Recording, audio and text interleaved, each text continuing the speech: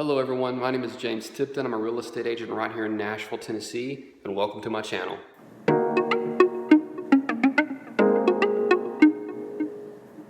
So today I wanted to give you 3 tips on how to host the perfect open house.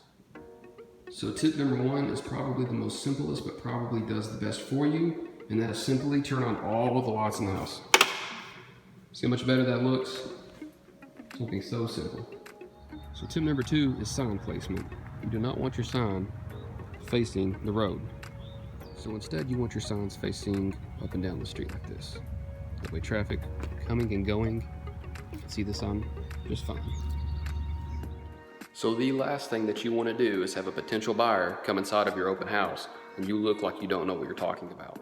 So tip number 3 is going to be to print off an MLS sheet of the property so you have all of the information right there in front of you. So this concludes my video on 3 tips how to host the perfect open house. If you liked it, like it, and subscribe for more.